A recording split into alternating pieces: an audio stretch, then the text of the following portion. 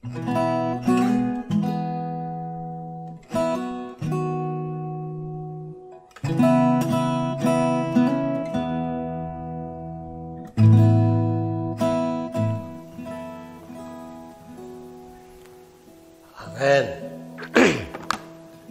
Apa kabar saudara-saudara? Siap. Wah, ini bubur masuk nih agak sedikit. Wow.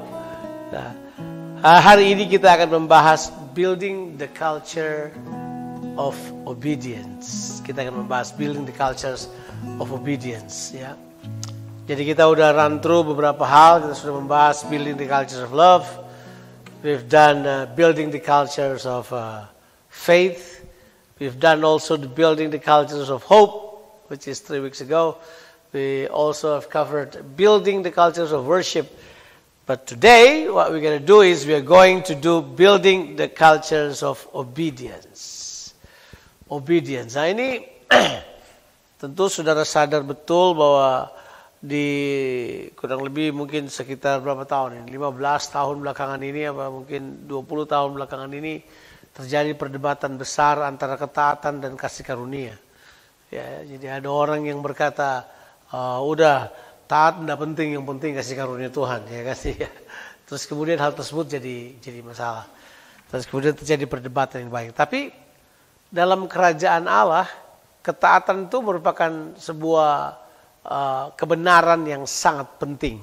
Kenapa dia penting? Mengapa ketaatan itu penting? Nah, mungkin kita pelan-pelan dulu mendefinisikan arti ketaatan. Ya, kita membahas dulu arti ketaatan itu apa, supaya kemudian saudara dan saya bisa dengan sederhana mempraktekannya dalam kehidupan ini dan tidak hesitate untuk taat. Kemudian berkata gini, percuma taat, ya, karena taat nggak penting. Ada orang berkata demikian. Ya, bahkan hukum Taurat itu yang memaksa ketaatan misalnya dan seterusnya dan seterusnya. Kita sudah membahas bahwa kenapa kita perlu taat disebabkan karena semuanya telah ditaruh dalam kehidupan kita. Itu masalah. Jadi ketaatan nggak ada urusannya dengan yang lain. Jadi mari kita break up dulu beberapa saat sambil membaca beberapa ayat di Alkitab. Dan kemudian kita akan go through ini, ya. Kita akan membahas beberapa hal yang berhubungan dengan hal tersebut. Mari kita akan baca ayatnya yang sudah biasa kita ambil. Saya ambil aja ayatnya di dalam Injil Yohanes, pasalnya yang ke-14, ayatnya yang ke-15. Nah, ayat-ayat ini adalah ayat-ayat yang penting untuk kita pikirkan disebabkan ayat ini muncul dari perkataan Tuhan Yesus. Jikalau kamu mengasihi aku, kamu akan menuruti segala perintahku. Itu sepotong saja ayat itu kita ambil. Jikalau kamu mengasihi aku, kamu akan menuruti segala perintahku. Jadi kita udah membahas aspek Allah tentang kasih yang tanpa syarat. Tapi kita udah bahas aspek hukum dari kasih, itu sudah bahas hal tersebut. Nah, sekarang ini ada aspek yang lain. Nah, ini aplikasi namanya. Nah, ketaatan itu selalu berhubungan dengan tindakan. Jadi, ketaatan selalu berhubungan dengan apa? Tindakan. Jadi ketaatan tidak ada urusannya dengan cuma di kepala, cuma di hati. Oh, saya taat dalam hati, tapi tidak bertindak, itu mah ngawur itu namanya. Saya taat, tapi cuma di hati, tidak bertindak. Itu bukan ketaatan. Sebab ketaatan harus sampai pada level apa? Tindakan. Nah, sekarang mengapa saya katakan demikian? Sebab arti taat dalam bahasa Ibraninya itu lucu loh. Dengar bahasa itu.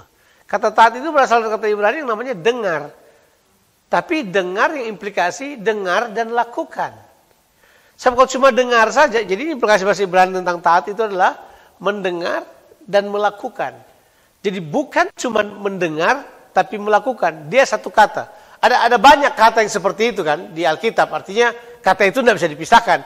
Antara mendengar dan melakukan itu satu kata kalau dalam bahasa Ibraninya. Taat. Ya, saudara masih ingat misalnya Saul punya masalah. Masih ingat Saul ya? Saul itu kemudian Tuhan sudah bilang ini, tunggu sampai Samuel datang baru kamu pergi berperang. Dia udah nggak sabar. Apa yang dia buat karena Samuel lambat datang, dia bikin apa? Dia bakar persembahannya sendiri. Terus kemudian, kenapa kamu buat itu ya? Dia bilang apa? Aku mendengarkan suara orang banyak yang berkata, Samuel terlambat datang, sekarang aja kita buat. Jadi karena dia dengar perkataannya orang, dia tidak melakukan kehendak Allah. Padahal prinsip utama dari ketaatan itu adalah kamu mendengar kehendak Tuhan, kamu kemudian melakukan kehendak Tuhan. Itu prinsip ketaatan. Jadi sekali lagi, ketaatan ada pada tingkat pelaksanaan. Dia ada pada tingkat melakukan. Nah sekarang, kita kembali kepada apa yang Tuhan katakan di depan. Tuhan katakan di depan buat kita sekalian. Bahwa Tuhan sudah melakukan segala sesuatu untuk kita. Sudah belum? Nah ini dia yang kita harus mengerti. Di dalam kitab Kejadian 1 ayat 26 sampai 28. Kata yang berkata lalu Tuhan memberkati mereka dan berfirman kepada mereka. Itu sudah lebih dari cukup untuk berkata begini. Bahwa Tuhan ingin bekerja di dalam manusia dan melalui manusia. Kalau saya punya bahasa adalah Tuhan ingin bekerja sama dengan manusia. Katakan dulu kata itu. Tuhan ingin bekerja sama dengan saya. Ya kata itu Tuhan ingin bekerja sama dengan saya. Jadi dari awal waktu Tuhan jadikan manusia, Tuhan mau bahwa manusia itu menjadi teman sekerjanya dari awal. Jadi waktu dia memberkati manusia ini sebelum suruh apa-apa loh. Kita sudah baca kan? Coba Kejadian pasal 1 ayat 28. Lalu Tuhan memberkati mereka dan berfirman. Itu kata luar biasa sekali. Coba deh. Allah memberkati mereka, lalu Allah berfirman kepada mereka. Bukan Allah berfirman dulu baru memberkati, kita sudah tahu nih, drill ini kita sudah kerjakan. Bukan Allah berfirman dulu baru memberkati, tapi Tuhan memberkati dulu baru berfirman. Artinya Tuhan berkata begini, I will work with you, working together with you. Untuk apa? Nah ini dia nih, untuk memanifestasikan semua yang Tuhan sudah masukkan dalam kehidupan manusia. Jadi gini, waktu Tuhan jadikan manusia, pribadinya, dirinya dia sudah tahu dalam diri manusia, penyertaannya, berkatnya, kemampuannya, potensinya, sudah ada dalam diri manusia. Nah sekarang bagian manusia adalah mengeluarkannya. Nah bagaimana cara dia mengeluarkannya? Dia harus mengeluarkannya sesuai dengan apa yang Tuhan katakan. Makanya, ketaatan tidak bisa berdiri sendiri. Ketaatan harus ada pada pemahaman hubungan dengan Tuhan. Ketaatan harus ada pada pemahaman sejalan dengan Tuhan. Ketaatan harus ada pada pemahaman bahwa kita ada dalam satu frekuensi bersama dengan Tuhan. Itu artinya taat. Karena ketaatan itu tidak bisa terjadi tanpa ada apa-apa di depannya. Tuhan tidak mungkin meminta kita taat kalau dia tahu bahwa kita tidak mampu. Udah yakin? Ya kan? Seperti selalu sudah dengar contoh ini. Mana mungkin saya minta anak umur 2 tahun untuk angkat beras karung 2 kilo, karung beras 20 kilogram. Ya tidak mungkin lah. Saya gila itu, saya tidak masuk akal. Kecuali waktu dia lahir saya tahu dia punya kekuatan Superman, Flash. Barangkali saya akan suruh dia angkat gitu kan. Atau ya. Tapi kan karena saya tahu anak saya enggak. Saya tidak akan memintanya melakukan hal-hal yang apa? Di luar abilitasnya. Di luar kemampuannya. Jadi begini, katakan dulu pada saya, ketaatan itu sebenarnya adalah safe zone. Ketaatan itu adalah zona aman buat kita untuk tetap, untuk tetap menjadi pelaksana kehendak Allah.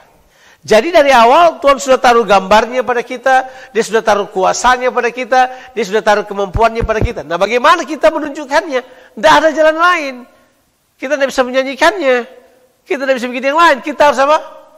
Mempraktekannya. Kita harus mengaplikasikannya. Baru itu bisa keluar. Baru bisa nyata semua kehendak Allah. Sekarang saya mau katakan ini pada saudara. Semua kehendak Allah telah diberikan pada saudara. Sudah belum? Sudah. Kehendak Allah sudah ada dalam saudara belum? Sudah.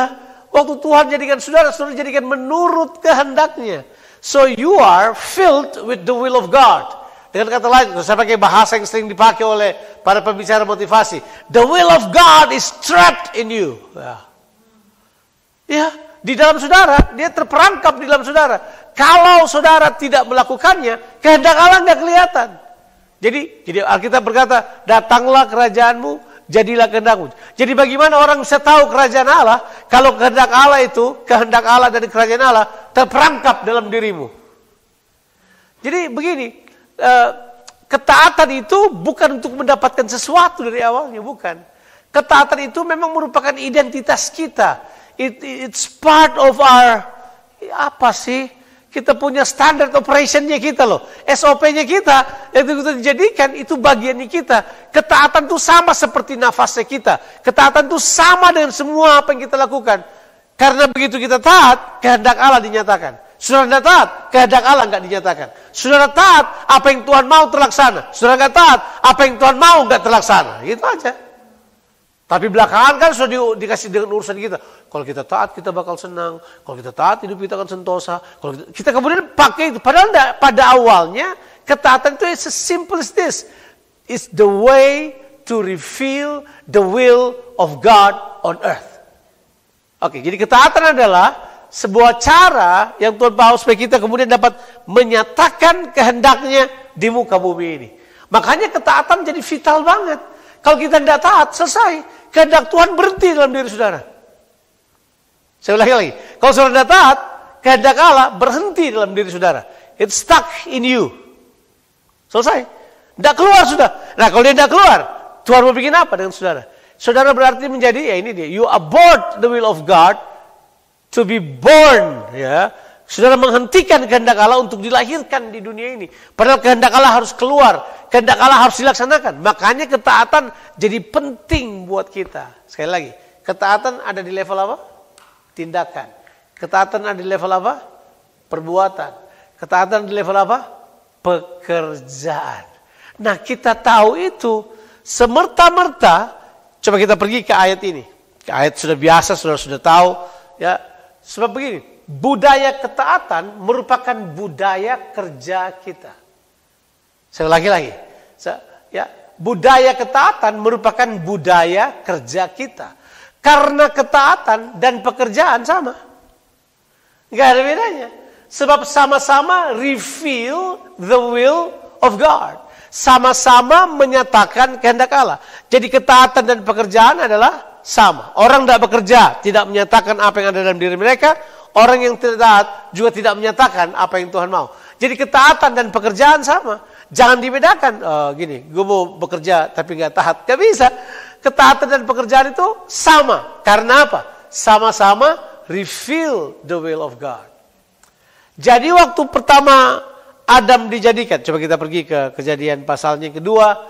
Ayatnya yang ke-8 dan 15. Baca ayat 8 terlebih dahulu. Baca. Nah ini luar biasa. Nanti gandengannya memang adalah keluarnya seluruh potensi ya. Selanjutnya Allah membuat taman di Eden. Di sebelah timur. Disitulah ditempatkannya manusia yang dibentuknya itu. Bilang dulu ditempatkannya. Ini kata ditempatkan ini istilah kerajaan. Seperti posting ya. Posting saya dari kerajaan. Ini menempatkan orang ini ke tempat ini supaya dia berfungsi di situ. Untuk apa dia ada di situ? To reveal the product of my company. Saya taruh seseorang di sebuah tempat. To reveal the product of my company. To make profit out of it. Karena itu penting. Jadi sekarang Tuhan tempatkan manusia di Taman Eden. Nah, luar biasanya kitab Kejadian ini. Sebelum Tuhan mengharapkan apapun, Tuhan sudah menyiapkan segala sesuatu. Saya ulang lagi. Sebelum Tuhan mengharapkan apapun dari saudara, Tuhan telah menyediakan segala sesuatu. Ini yang ada di Taman Eden, ayat 9. Lalu Tuhan Allah menumbuhkan berbagai pohon dari bumi yang menarik dan yang baik untuk dimakan buahnya. Jadi makanan udah selesai. Dan pohon kehidupan di tengah-tengah taman itu serta pohon pengetahuan yang baik dan yang jahat. Oke, nanti itu ada bahasanya sendiri. Ada suatu sungai mengalir dari Eden untuk membasahi taman itu. Dan dari situ sungai itu terbagi menjadi 4 cabang. Jadi apa? Sungai. Wah, sungai ini penting banget. Kehidupan, air. Di situ. Coba lihat apa yang ada di sungai itu. Ayat 11. Yang pertama Pison. Ya, namanya Pison. Yakni yang mengalir mengelilingi seluruh tanah Hawilah. Tempat apa? Ada emas. Jadi dari awal sudah ada emas. Tidak ada uang di sini, cuma ada emas. Oke. Ya, ini emas, bukan Mas Wibi, bukan Mas Tono, bukan. Ini emas, ya. Oke. Dan dibilang gini, dan emas dari negeri itu baik. Di sana ada damar, bedola dan batu krisopras. Sebutlah ini adalah hal-hal yang penting untuk peradaban manusia. Ayat yang ke-13. Nama sungai yang kedua adalah Gihon, yang mengalir mengelilingi seluruh tanah Kush. Terus dia bilang, nama sungai yang ketiga adalah Tigris yang mengalir sebelah timur Asyur. Dan yang keempat ialah Efrat. Jadi Tuhan sudah siapkan sungai yang luar biasa dan kemudian menyiapkan potensi di dalamnya. Bilang potensi di dalamnya. Bilang potensi di dalamnya. Jadi Tuhan sudah siapkan segala sesuatu yang berbentuk potensi. Jadi kalau saya bilang Tuhan sudah siapkan pada saudara segala sesuatu yang bentuknya potensi dalam saudara, saudara percaya apa enggak? Iya, ada. Dalam saudara ada hal tersebut. Nah, ini dia. Untuk mengeluarkannya, untuk menjalankannya, ada kata yang kita perlu pakai di situ. Namanya mengelola. Bilang dulu mengelola. Nah, mengelola itulah ketaatan. Mengelola itulah adalah bagian untuk menghasilkan atau untuk mengeluarkan, untuk memanifestasikan potensi. Saya yakin yang dimaksud di sungai itu ada emas, bukan emas muncul kayak sudah jadi batangan, terus kita datang ambil batangnya gitu. Enggak, atau kita jalan-jalan sudah ada batu kayak emas, enggak. Perasaan saya itu adalah bentuk sesuatu yang sifatnya potensial. Manusia yang harus apa? Menggalinya. Manusia yang harus melakukannya. Kata yang terbaik itu ada sih, namanya membajak. Dari kata cult, penyembahan, kemudian ada kata cultivate, baru culture. Itu 3 kata yang disebut dengan family words. Kalau sudah Google aja, cult, cultivate, culture. Cult itu penyembahan, cultivate itu adalah apa? Cultivate is to bring about the best of the land. You cultivate the land, so the land will bring out the best of the land. Keluarkan yang terbaik. Baru dia menjadi culture. Nah, sekarang sudah mulai tahu ya, bahwa ketaatan itu ada pada pengelolaan. Jadi bilang dulu, pengelolaan itu by all means is our obedience to do the potential that God has given us.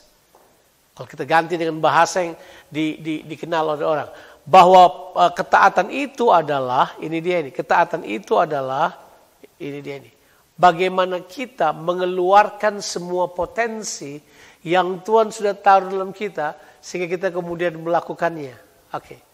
Ini Miles Monroe berkata seperti ini. Responsibility is our response to the ability that God has given us.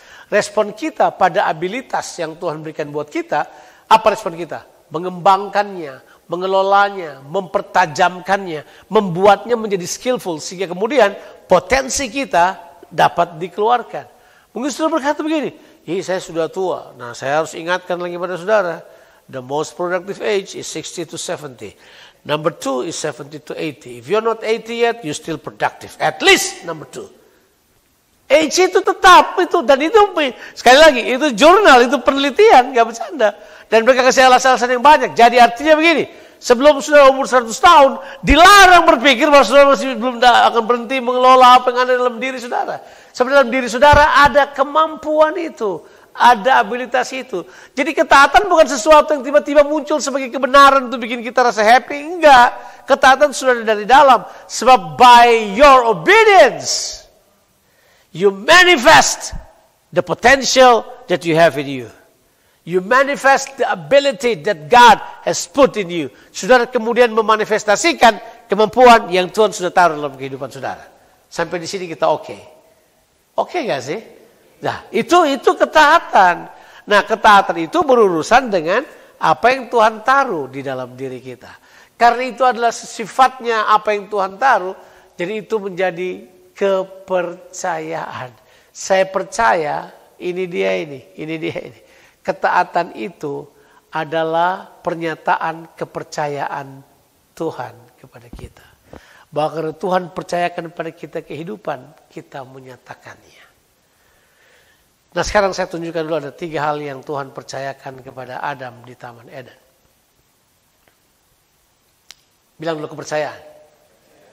Sebab ketaatan itu mengeluarkan kepercayaan Tuhan dalam diri kita.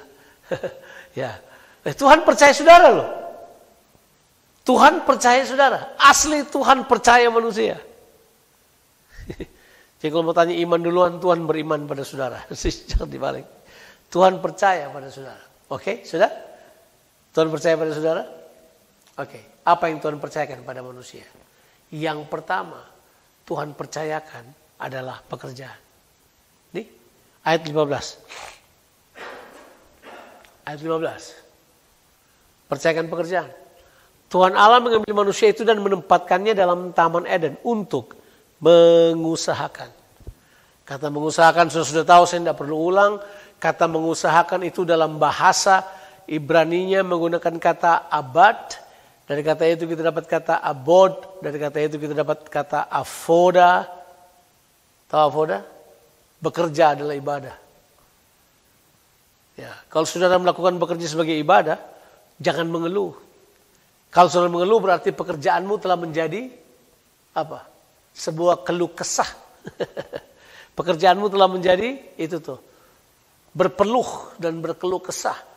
Itu dalam bahasa perjanjian baru itu ada yang namanya ergon, pekerjaan baik.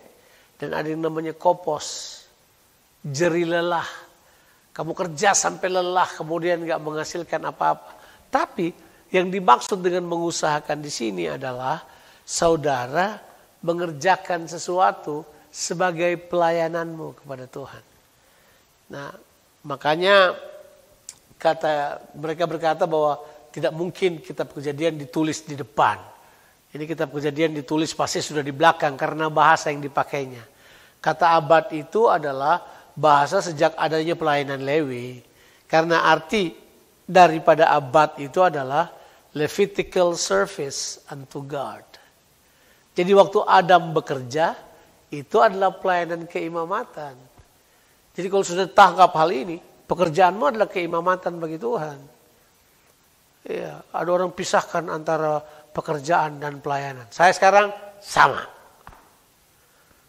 Udah sama. Oh, saya mau melayani Tuhan. Kamu udah kerja belum? Kalau udah kerja, kerja aja dulu. Karena itu sama. It's a Levitical service unto God. Ya. Kan dulu nggak ada pendeta. Adam tidak kemudian habis bekerja sama Pak Pendeta. Tidak ada. Dulu tidak ada. Cuma dia sendiri yang ada. Jadi Levitical unto God. Itu adalah keimamatan bagi Allah. Jadi jelas. Karena dia sifatnya keimamatan. Nah, ada banyak tuntutannya kalau imam. Kan ada tanggung jawab. Tapi itu. Tuhan percayakan kepada manusia pekerjaan. Pekerjaan. Makanya bekerjalah. Bekerja. Sekali lagi, bekerja bukan harus menjadi employee. Bukan harus menjadi pegawai di sebuah tempat. Ya, kita bukan employment kan. Kita deployment. Kita mengeluarkan apa yang di dalam. Kita tidak bekerja untuk dapat paycheck. Kita harus rubah mentalitas kita. Paycheck itu cuma bagaimana sistem dunia menghargai pekerjaanmu. Tapi Tuhan menghendaki saudara mengeluarkan dalam saudara. Itu pekerjaan. Saudara lihat saya. Bang Jo hidup di sistem apa sih? Saya hidup dalam sistem kerajaan sorga di dalam dunia ini. Ya. Kenapa? Karena memang betul semuanya ada di dalam saudara. Kita memang hidup, employment penting. Tapi kalau saudara tahu, saudara bekerja dari dalam ini untuk mengeluarkan sesuatu, tetap sama. Di dunia kan, saudara bekerja, tenaga saudara keluarkan, mereka mengukur biayanya. Oh ini, mereka yang atur. Oh saya hargai pekerjaanmu sekian. Kalau Tuhan tidak, Tuhan sudah taruh pekerjaan dalam saudara, waktu kamu mengeluarkannya, dunia pun bisa menghargainya, ataupun Tuhan dapat memberkatinya. Tuhan bisa memberkati dengan cara yang sangat berbeda. Tapi ada, di dalam saudara ada itu. Jadi buat perbedaan. Makanya kan ada statement yang, kalau di Indonesia tidak cocok banget, kalau sama orang Australia lebih gampang. You can lose your job, but you cannot lose your work. Ya, siapa di sini paling tidak sudah ganti pekerjaan lebih dari 3 kali? Mau sorry. Ya kan? Ya. Kita 2, 1 saja pekerjaan kita. Sama belum berubah. Ya, karena kita sudah bekerja di pekerjaan yang paling banyak di dunia ini sudah. Mau apa? Mau apa? Jadi pengacara bisa. Ya, jadi budak bisa. Apa lagi? Jadi apa aja? Jadi pendamping presiden bisa. Jadi apa aja? Bisa. Nah, the point is not that orang selalu mengukur employment. Enggak. Nanti satu saat employment enggak ada. Kita baru ngobrol-ngobrol, AI akan ganti seluruhnya. Sudah bakal enggak kerja nanti. Jadi kalau kita tidak mengeluarkan apa yang ada di dalam kita akan tetap jadi budak pada sistem yang ada. Prinsipnya adalah keluarkan apa yang ada di dalam saudara. Makanya ada narasi-narasi di Alkitab yang tulis hal tersebut. Nah sekarang, ini dia yang penting untuk kita ketahui.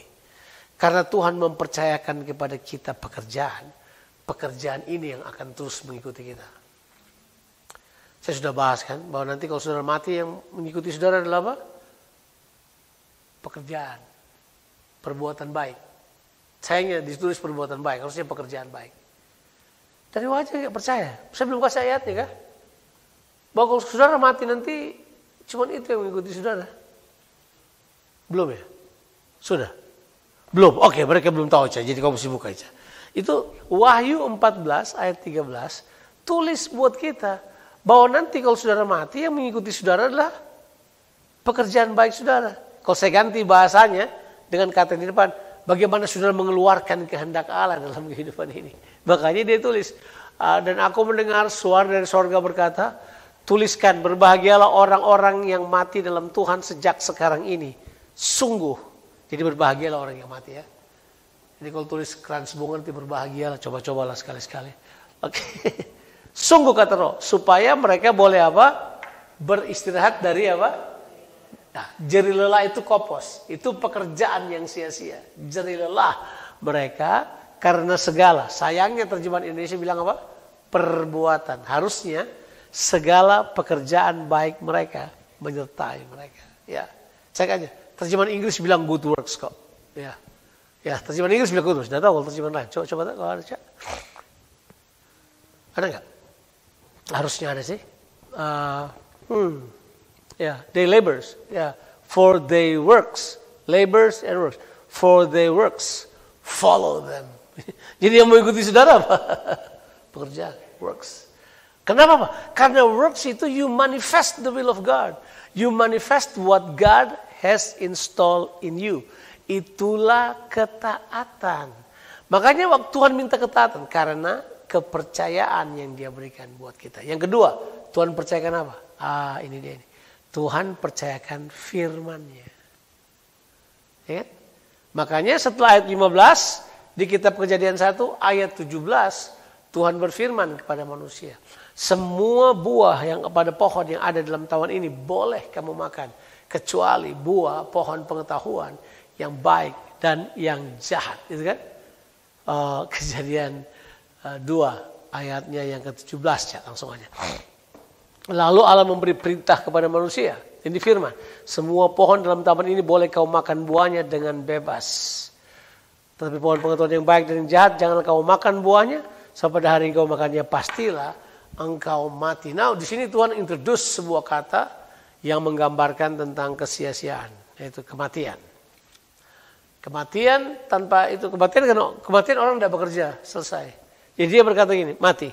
Tapi kan kita tahu di dalam kerajaan Allah hidup dan mati itu satu level. Hidup adalah Kristus, mati adalah untung. Jadi nggak ada masalah buat kita. Itu udah selesai. Jadi yang kedua yang dipercayakan adalah firman. Nah, firman itu dipercayakan pada manusia. Nah, sekali lagi, firman itu perlu dinyatakan. Firman dinyatakan lewat apa? Ketaatan. Tidak mungkin dengan yang lain. Firman dinyatakan lewat apa? Ketaatan.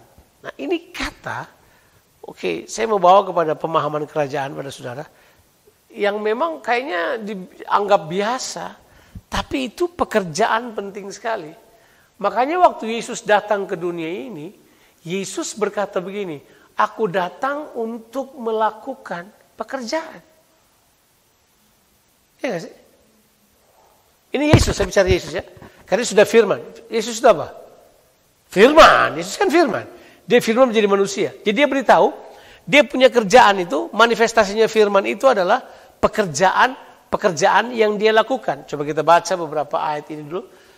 Coba kita baca Yohanes 4 ayat 35. Coba lihat aja. Hanya untuk tunjukkan pada saudara bahwa ini adalah bagian yang penting.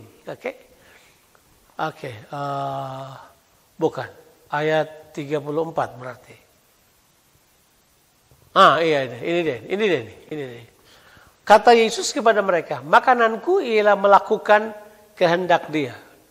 Kalau bilang melakukan kehendak Dia itu apa tuh? Itu yang kita bilang taat. Ya kan? Taat. Jadi ialah taat. Kehendak Dia yang mengutus aku dan apa? Menyelesaikan pekerjaannya. To manifest. Itu jelas. Dia kasih tahu hal tersebut. Oke. Yang berikut lagi. Yohanes 17. Ayatnya yang keempat. Nah, ide-ide ini udah muncul dari kitab. Jadi Yesus bilang kalau Dia bekerja itu, Dia sedang Dia sedang mengeluarkan kehendak Allah. Itu pekerjaannya. Aku telah mempermuliakan engkau di bumi dengan jalan apa? Menyelesaikan pekerjaan yang kau berikan kepadaku untuk melakukannya.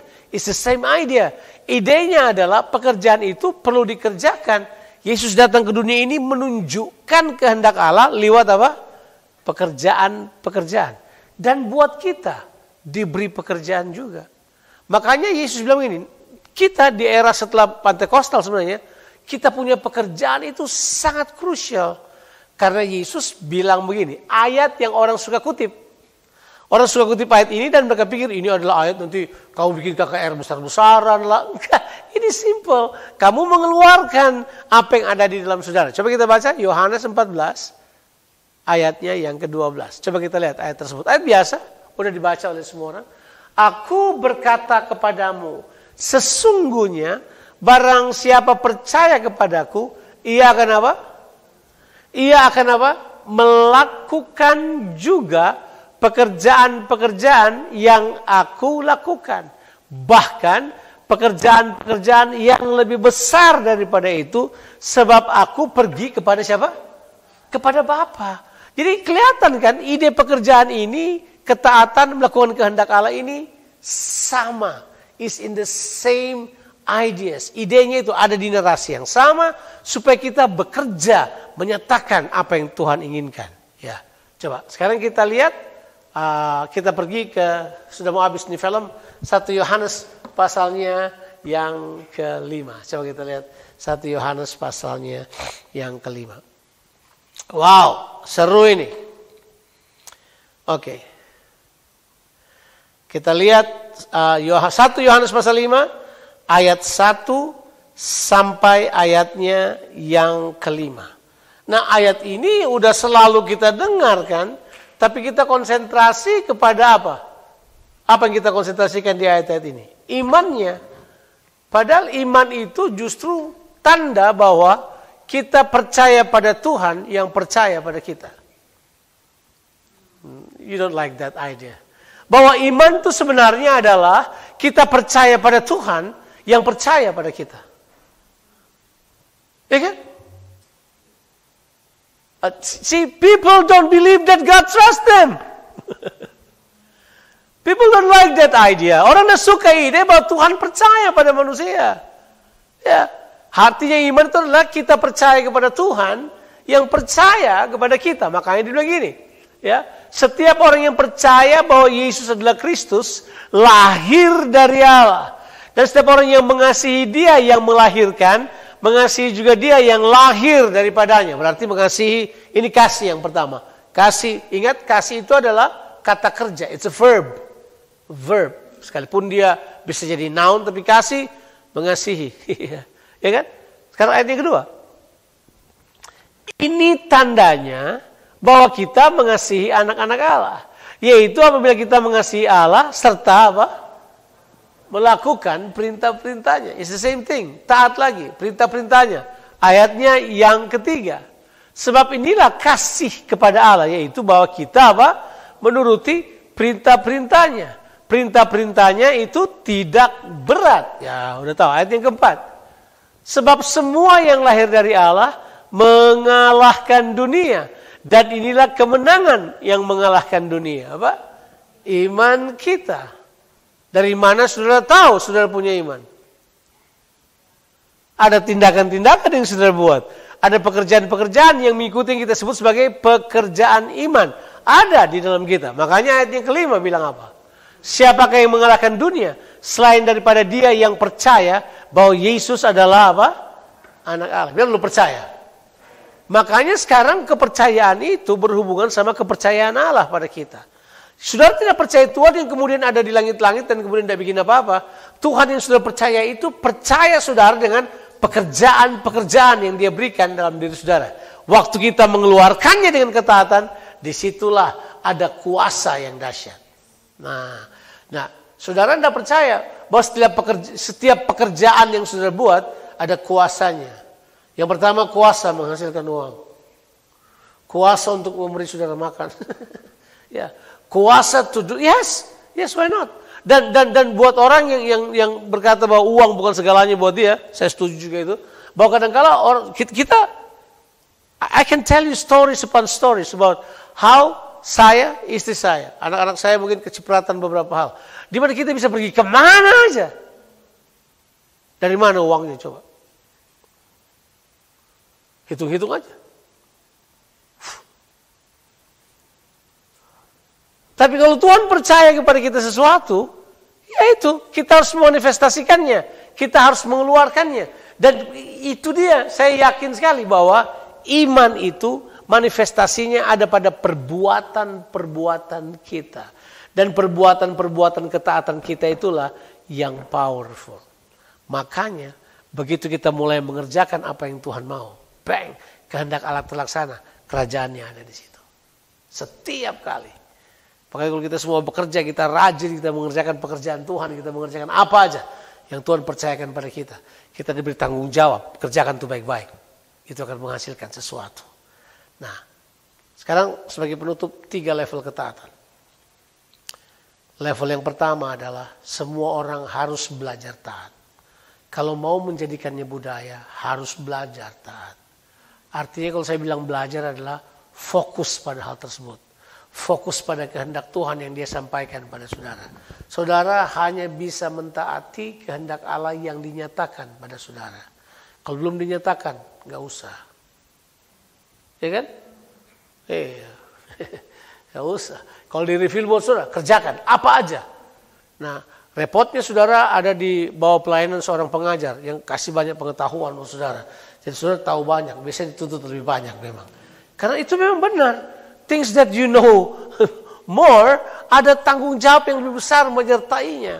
Jadi kemudian ada tanggung jawab yang mungkin lebih bagus kalau saya coba khotbah, kasihilah Tuhan Allahmu dengan segenap hatimu dan segenap jiwamu. Tuhan Yesus memberkati. Minggu depan kasihilah. Itu ada satu terus. Semakin banyak tanggung jawab. But the truth is this. Kita semuanya perlu diperlengkapi dengan hal tersebut. Nah, saya yakin Tuhan sudah memperlengkapi kita dengan banyak pekerjaan baik. Cuman mungkin kita tidak mentaatinya. Jadi nggak kelihatan. Ya toh? Kita dikasih firman Tuhan untuk kita dipenuhi dengan semua pekerjaan baik. Nah, waktu kita mentaatinya, kita mengeluarkan hal tersebut. Kita mengeluarkan kehendak Allah. Semua kehendak Allah datang dengan kerajaannya, kuasanya, kebenarannya. Semua yang baik dari Tuhan dinyatakan di situ. Nah, akhirnya kita menjadi penuh karena hal tersebut. Jadi jangan lupa, ketaatan itu adalah by all means is the way you do the will of God. Itu ketaatan. Makanya disebut dengan pekerjaan. Saya sekarang sangat menyamakan antara ketaatan dan pekerjaan. Sebab budaya pekerjaanmu adalah budaya ketaatan. Harusnya seperti itu. Sudah mengeluarkan. Di kantor, sudah mengeluarkan semua yang terbaik yang Tuhan kasih buat kamu. Di mana-mana, keluarkan semuanya. By the time you manifested it, yay, God is there. The kingdom of God is there. Tuhan Yesus memberkati saudara-saudara sekalian. Saya berharap ini adalah seri yang mungkin orang sudah suka dengar, tapi ya harus belajar untuk kemudian mentaati kehendak Tuhan. Yuk kita berdoa yuk. Bapa di sorga, kami datang kepadamu. Terima kasih untuk terus memberi kesempatan kepada kami untuk menyatakan kehendak-Mu yang ada di dalam kami. Kami mau semua kehendak Tuhan, semua pekerjaan baik dari Tuhan yang yang terperangkap dalam tubuh kami, tidak berhenti dalam tubuh kami. Tapi keluar dari kehidupan kami, keluar lewat tindakan kami, keluar lewat keputusan kami untuk mengerjakan sesuatu, menyentuh orang yang membutuhkan. Karena Engkau ada di dalam kami. Tuhan, hamba-Mu berdoa. Biar kami semua menjadi orang-orang yang taat. Orang-orang yang mendengarkan perkataan-Mu dan melakukannya dalam kehidupan kami. Hamba-Mu berdoa, mampukan kami untuk hidup seperti yang Kau kehendaki. Bagi Tuhan, kami bersyukur. Terima kasih karena kemampuan yang Tuhan berikan buat kami untuk melakukan kehendak-Mu. Di dalam nama Tuhan, Yesus Kristus. Amin.